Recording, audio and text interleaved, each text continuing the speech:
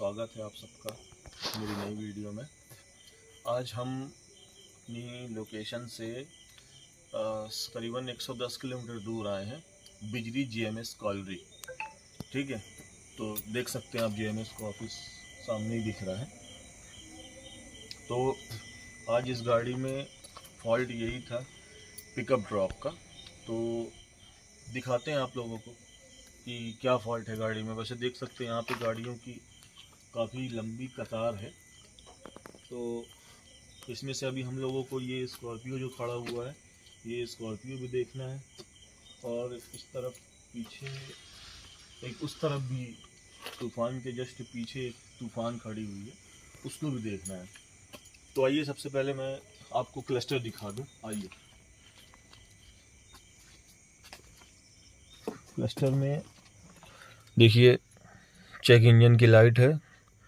गाड़ी 32,360 किलोमीटर चली हुई है। ठीक है, और इसमें चेक इंजन की लाइट है। गाड़ी स्टार्ट करके सबसे पहले तो आइए आपको इंजन कंपार्टमेंट दिखाता हूँ।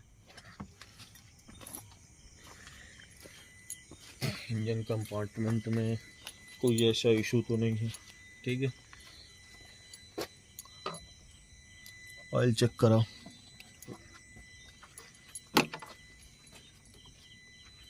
देखिए, इसका ऑयल गेज यहाँ पे है, तूफान का ऑयल गेज यहाँ पे है। ऑयल दिखाओ, ऑयल भी प्रॉपर है। ये क्या है कि गेज यहाँ तक रहता है, लेकिन अभी गाड़ी स्टार्ट थी तो ये यहाँ पहुँच गया। बाकी ऑयल है गाड़ी में, कोई दिक्कत वाली बात नहीं है इसमें।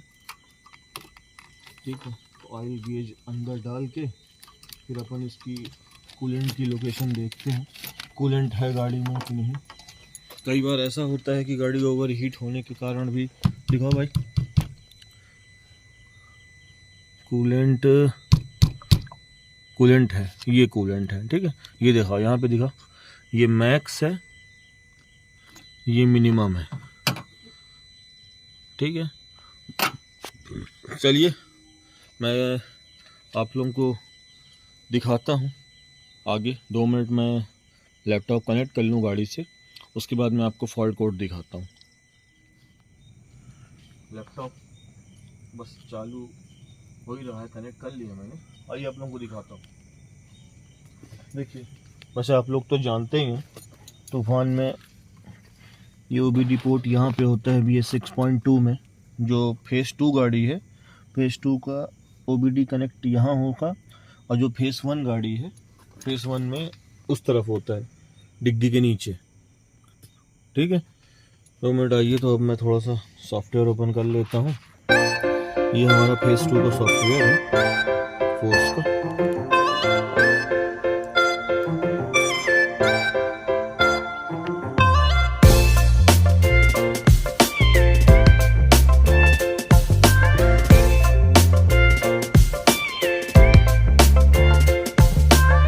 गाड़ी हमारी डेल्फी है, तो हम यहाँ से डेल्फी सेलेक्ट करेंगे।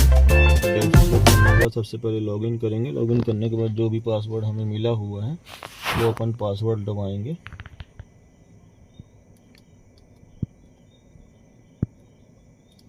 इंटर करते, उसके बाद हम यहाँ से प्रोसीड करेंगे। ठीक है, ECU रीडिंग हो रही, देखिए ECU रीड हो गया कंप्लीट। अब यहाँ पे अपन को व्हीकल आइडेंटिफिकेशन नंबर और जो इंजन नंबर होता है, चेसिस नंबर होता है, वो सब हमें यहाँ पे दिखाएगा। यहाँ तक कि सॉफ्टवेयर वर्जन कौन सा है वो भी हम लोगों को दिखाएगा यहाँ पे। ठीक है, तो सॉफ्टवेयर वर्जन यहाँ पे अपडेटेड है।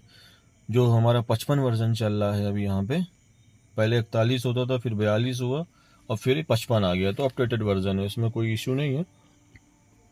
सबसे पहले मैं DTC चेक करा देता हूँ आपको। DTC चेक कराता हूँ, रीड फॉल्ट कोड। तो देखिए, कोई भी कोड अभी हिस्ट्री में है, करंट में कोई भी कोड नहीं है। ठीक है, फिर रीड कर लेता हूँ एक बार। ये देखिए, इसमें जो कोड बना हुआ है, particle filter differential pressure too low और टू लो, दो कोड बने, turbo charger super charger under boost condition, turbo charger super charger under boost controller, और ये particle filter pressure sensor range performance. मतलब ये है कि मुझे ऐसा लग रहा है कि इसका DPF चौक है। थोड़ा 2 मिनट में गाड़ी स्टार्ट करके देखता हूँ।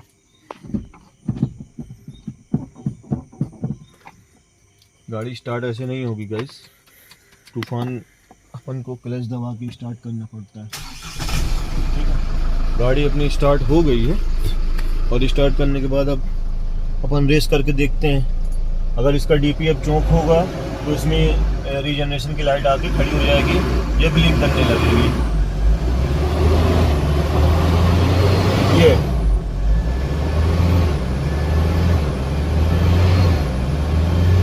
ठीक है, देखिए अभी ये रीजनरेशन की लाइट आके ब्लिंक करने लगी।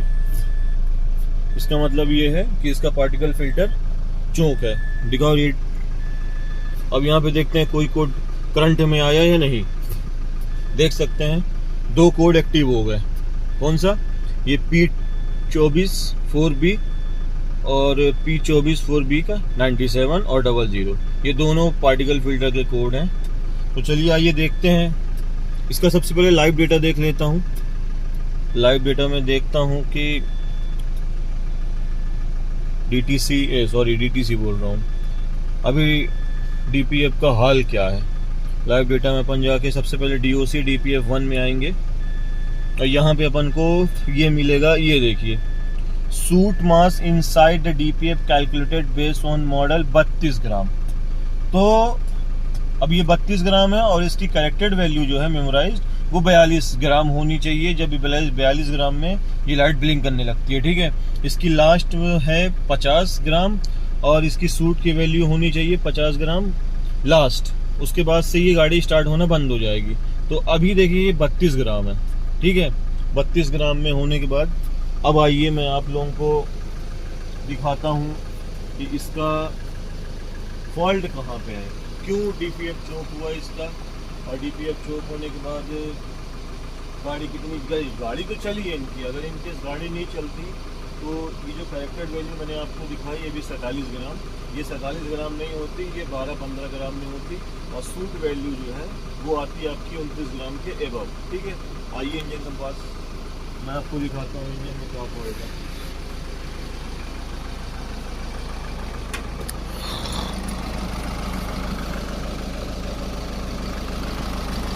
तो ये देखिए सबसे पहला फॉल्ट तो ये मिल गया अपने को।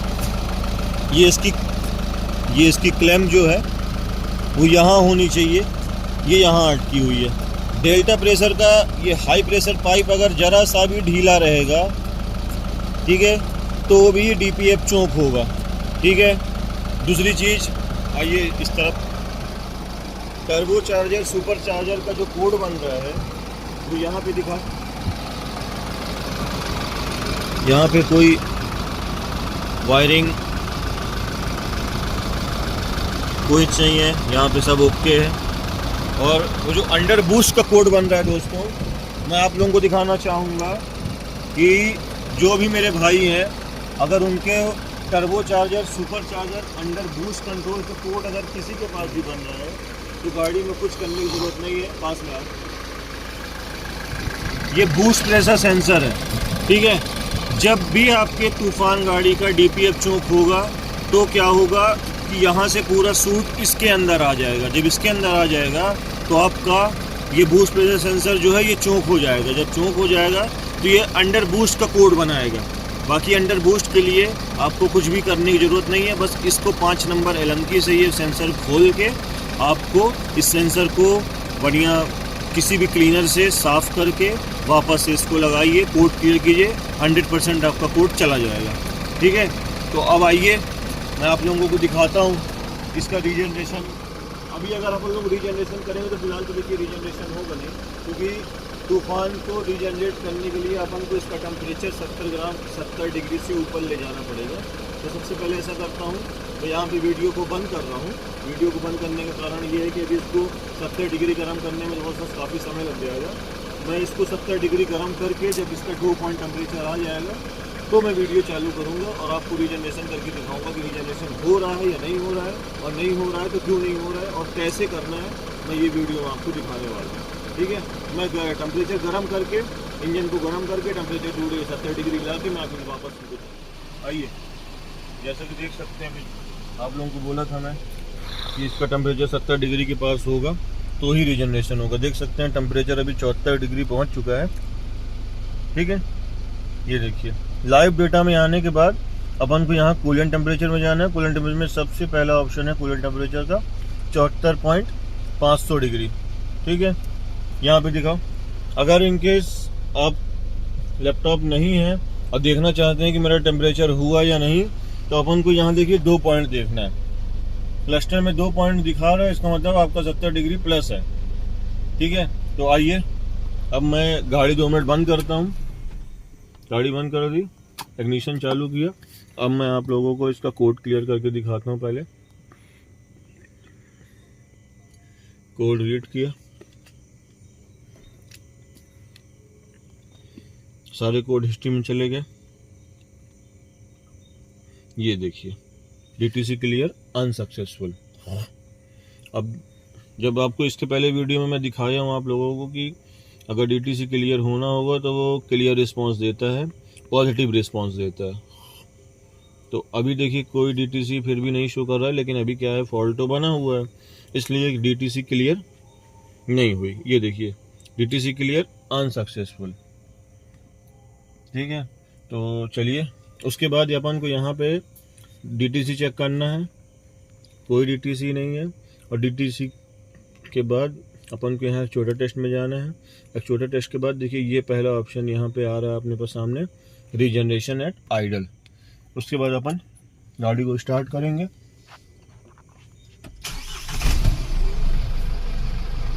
ठीक है, गाड़ी स्टार्ट करेंगे और रीजनरेशन का बटन ओके करेंगे। देख सकते हैं रीजनरेशन स्टार्ट हुआ और एक्चुएटर टेस्ट फेल हो गया। क्यों फेल हो गया? फेल होने का कारण बता रहा हूं आप लोगों को। DTC दिखाता हूं।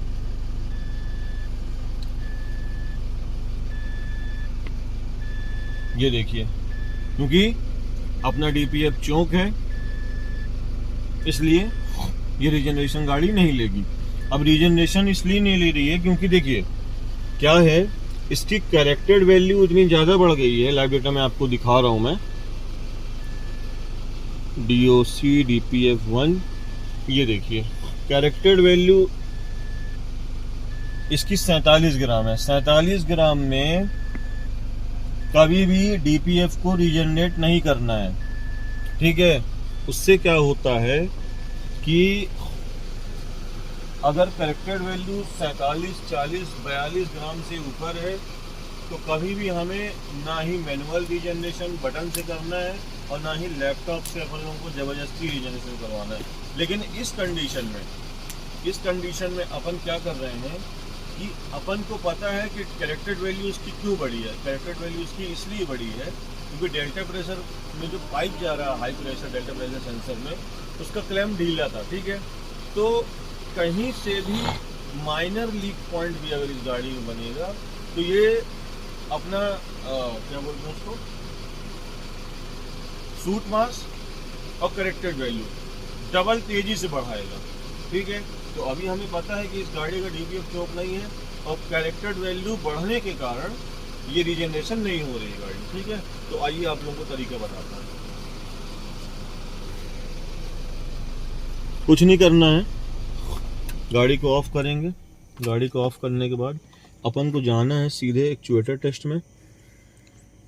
ठीक है, एक्चुएटर टेस्ट में जाने के बाद अपन को यहाँ से स्लाइड करके सीधा नीचे आना है। ये नीचे आ गए। ठीक है, नीचे आने के बाद देखिए ये जो रीसेट इंजेक्टर वैल्यूज है, यहाँ से लेके यहाँ तक का अपन को एक एक पार्ट रीसेट करना है। तो सबसे पहले इंजेक्टर को रीसेट करेंगे, इंजेक्टर वैल्यू रीसेट करेंगे। ठीक है, ये देखिए यहाँ पे छोटा टेस्ट कंप्लीट हो गया। इंजेक्टर के बाद IMV वैल्यू लेंगे, एक्चुएटर टेस्ट कंप्लीट हो गया। उसके बाद हाई प्रेशर पंप की वैल्यू लेंगे। मैं इसकी CDPF मतलब डेल्टा प्रेशर, उसके बाद ये WRF1 डेल्टा प्रेशर, DOC, उसके बाद ये डेल्टा प्रेशर सेंसर एक्चुअल, ठीक है। इसको भी डायरेक्ट रीसेट कर सकता हूँ यहाँ पे, लेकिन कभी भी ऐसा नहीं करना है क्योंकि ये सक्सेस नहीं हो पाता। आपको ऊपर से लेकर नीचे तक सब कुछ करना है। उसके बाद अपन लोग हाई प्रेशर पंप ले लिए, MF लेंगे, ठीक है, जितनों को भी करना है। उसके बाद APS,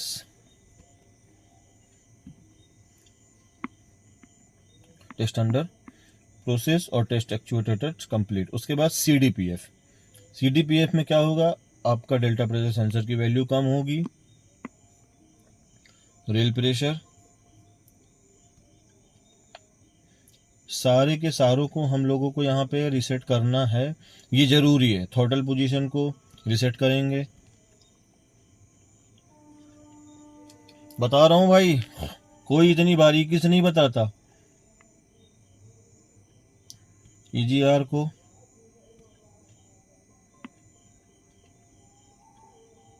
ठीक है, एक्चुएटर टेस्ट कंप्लीट। VGT,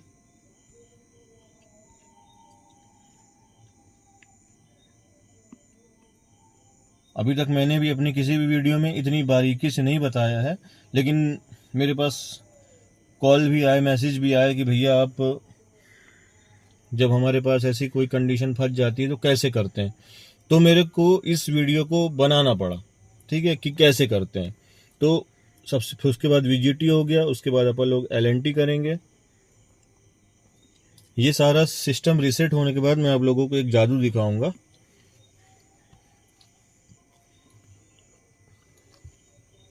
ठीक है, टेस्ट कंप्लीट। उसके बाद लास्ट में अपना आता है DP सेंसर। DP सेंसर को रीसेट करेंगे और DP सेंसर रीसेट करने के बाद अपन लोगों को रीसेट स्टार्ट एक्टिव करना है, ठीक है। ये सारी चीज़ें कंप्लीट हो गई।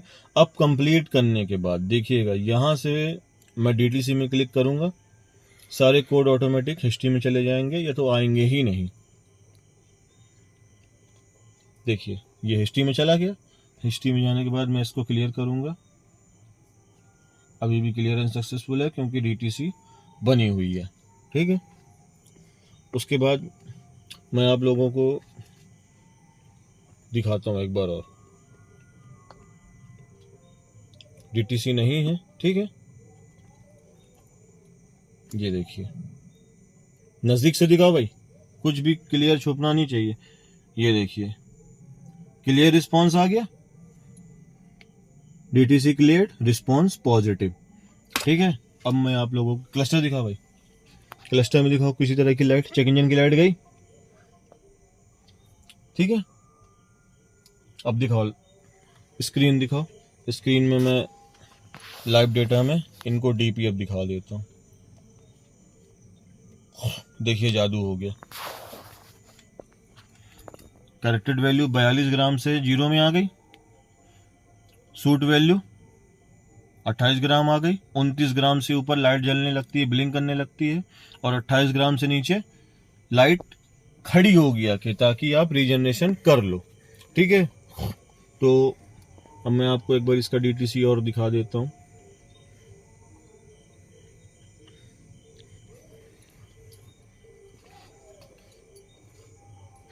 क्या है, कोई DTC है? नहीं। क्लियर अच्छे से दिखाना भाई, कुछ बचना नहीं चाहिए। अच्छे से दिखा रहा हूँ बॉस, क्योंकि भाई कुछ भी बचना नहीं चाहिए। अब मैं आपके सामने गाड़ी स्टार्ट कर रहा हूँ, और गाड़ी स्टार्ट करने के बाद देखिए मैं दोनों से आपको रीजनरेशन करके दिखाता हूँ। मैं भी श्योर नहीं हूँ कि रीजनरेशन हो जाएगा, बट हो जाना चाहिए। सबसे पहले मैं आपको बटन से रीजनरेशन करके दिखाता हूँ। दिखाओ, यहाँ पे बटन दिखाओ। और सबसे पहले एक बहुत बड़ी चीज़ आप लोगों को बताने वाला हूँ अभी, कि बहुत सारे भाई का कमेंट आता है, फ़ोन आता है कि भाई सब कुछ ओके करने के बाद भी हमारी गाड़ी रीजनरेशन नहीं ले रही है, न बटन से ले रही है और न ही लैपटॉप से ले रही है। तो सब आइए मैं आप लोगों को दिखाता हूँ। इसके लाइव डेटा में जाके सबसे पहले हमें दो चीज की वैल्यू लेना है, ब्रेक की। देखिए जब मैं ब्रेक दबाऊंगा तो ये प्रेस बता रहा है, जब छोड़ दिया तो नॉट प्रेस बता रहा है। और दूसरी चीज है ये क्लच स्विच, इंगेज अभी इंगेज दिखा रहा है, जैसे मैं क्लच दबाऊंगा ये डिसंगेज हो गया।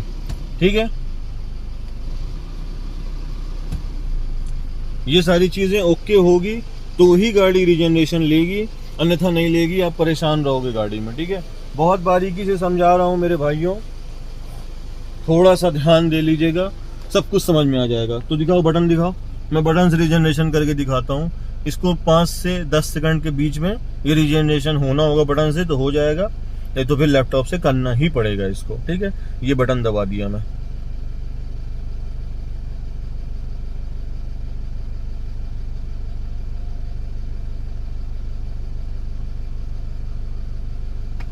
ठीक है, बटन से नहीं ले रही गाड़ी रीजनरेशन।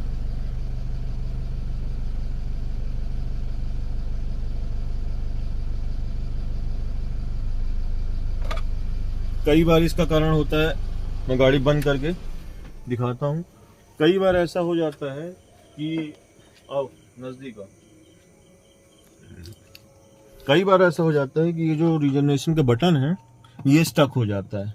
ठीक है, तो अगर आपका सारा सिस्टम ठीक है और उसके बाद भी गाड़ी रीजनरेशन नहीं ले रही है तो अपन को सिंपली कुछ नहीं करना है, पेचकस की हेल्प से अपन को ये पैनल ओपन कर लेना है। ठीक है, यहाँ पे चारों तरफ लगा के पेचकस से अपन को ये पैनल बाहर ले लेना है, और बाहर लेने के बाद रीजनरेशन स्विच के पीछे जो कपलर लगी हुई है उसको निकालना है, और निकाल के चुपचाप से सिंपली फूक फाक के फिर लगा देना है। 100% गाड़ी आपकी बटन से रीजनरेशन होगी।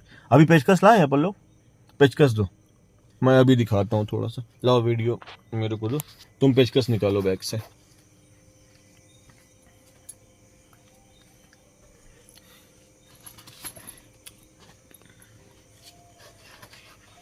मेरे दोस्त मेरे साथ हैं। ठीक है, मैं आप लोगों को ये भी चीज़ करके दिखा दे रहा हूँ कि बाद में कुछ छुपा ना रह जाए कि भाई अभी आप लोगों के सामने मैं बटन से रीजनरेशन करने की कोशिश किया हूँ, रीजनरेशन नहीं ले रही है गाड़ी, और अब मैं जो तरीका आप लोगों को बता रहा हूँ वो तरीका मैं करके भी दिखा रहा हूँ। ठीक है, उस तरफ से जाओ ना, लॉक खुला हुआ।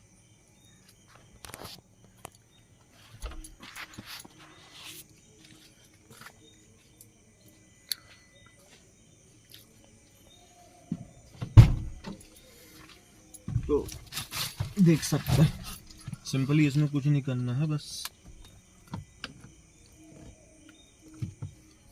ये देखिए,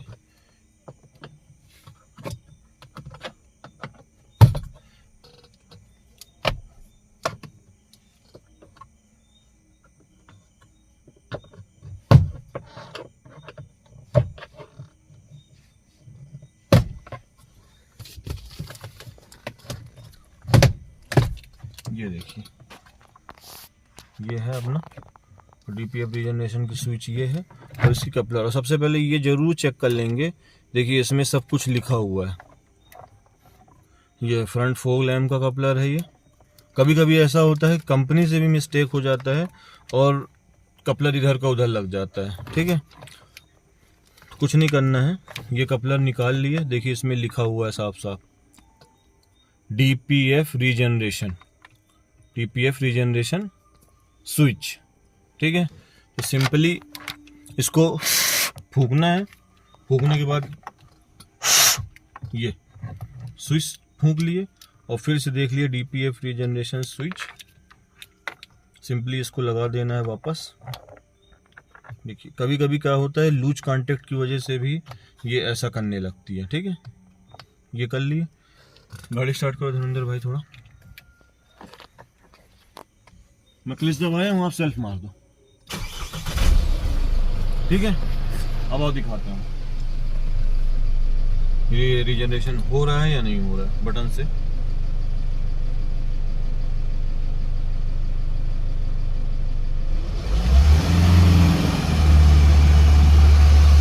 देख सकते हैं, कुछ नहीं किया हूँ मैं, कुछ किया हूँ, कुछ नहीं किया हूँ। जो तरीका आप लोगों को मैं बता रहा हूँ सिर्फ वही करके दिखा रहा हूँ। अभी आपके सामने मैंने बटन दबाया, रीजनरेशन नहीं हुआ, और जो तरीका मैं आपको बता रहा था कि कुछ नहीं करना है, कभी कभी ये बटन स्टक हो जाता है, ऑटोमेटिक स्टक हो जाता है। मेरी पिछली वीडियो में एक भाई ने कमेंट किया था कि भाई P2458 जो कोड बन रहा है इसका मैं क्या करूँ, तो उसका यही इलाज है। मैंने उनको वीडियो के कमेंट में बोला भी था कि भाई अगर आपको परेशानी आ रही है तो कुछ नहीं करना है, इस DPF रीजनरेशन के बटन के कपलर को निकालना है, सिंपली फूकना है।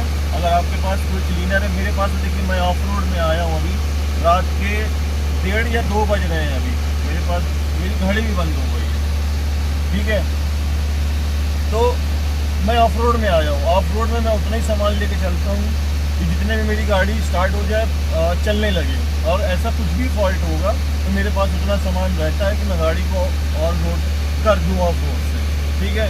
तो मेरा तरीका पसंद आए तो प्लीज़ मेरे चैनल को सब्सक्राइब कीजिए, लाइक कीजिए, ठीक है। रीजनरेशन कंप्लीट हो जाए गाड़ी का, और उसके बाद मैं आप लोगों को दिखाता हूँ कि गाड़ी में कोई कोड बचा है या नहीं बचा, गाड़ी कैसी है कैसी नहीं है, ठीक है। देख सकते हैं गाइस, रीजनरेशन चालू हो गया है, ठीक है।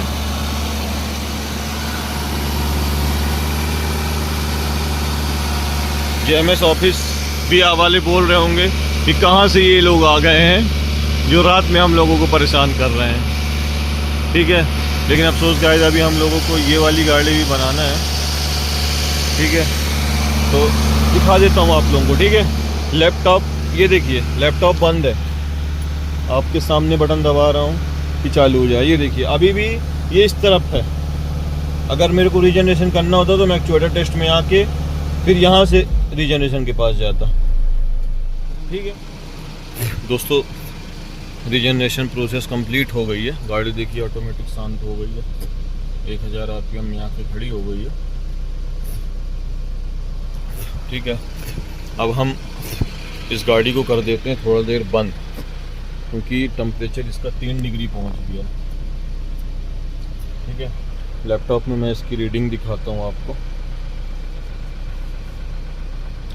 लाइव डेटा में, कि सबसे पहले तो ये दिखा देता हूँ। देखिए ये जो 28 ग्राम था अब वो 1 ग्राम में आ गया, ठीक है। और इसकी करेक्टेड वैल्यू जो थी वो आ गई है 0 में, ये देखिए, ठीक है। अब मैं लाइव डेटा में आपको इसका टेम्परेचर दिखाता हूँ, अभी कूलेंट टेम्परेचर कितना है, ये देखिए 87 डिग्री है। तो अभी हम क्या करते हैं, इस गाड़ी को कर देते हैं कुछ देर के लिए बंद, ये देखिए,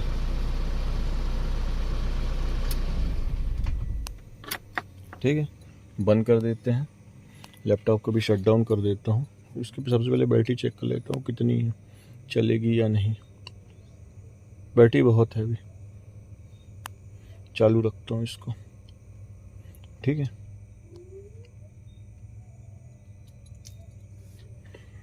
गाड़ी कुछ देर थोड़ा सा ठंडा जाए, फिर वापस से मैं आप लोगों को दिखाता हूँ इसको।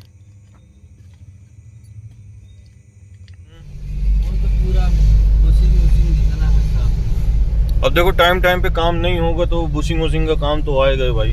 अकालदी में गाड़ी चलती है, 1-1 फुट के गड्ढा है, आदमी घुस जाए, इतने बड़े बड़े गड्ढे रहते हैं यहाँ, है ना। गाड़ी पहले कैसे चल रही थी, अब कैसे चल रही है? ठीक चल रही है, 1 नंबर। खींचते नहीं रही। पहले तो खींचते ही नहीं रही है ना, और अब पिकअप देखना, वो धर्मेंद्र पीछे।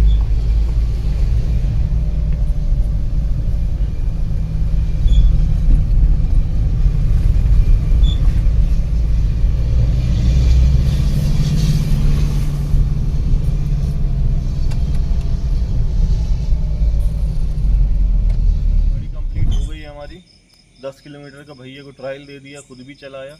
और पास में आओ तो देख सकते हैं गाड़ी में, जैसे कि इग्निशन चालू करने में रीजनरेशन की लाइट और चेक इंजन की लाइट आ रही थी, और अभी कुछ ऐसा लाइट नहीं है, ठीक है। स्टार्ट करिए भैया गाड़ी,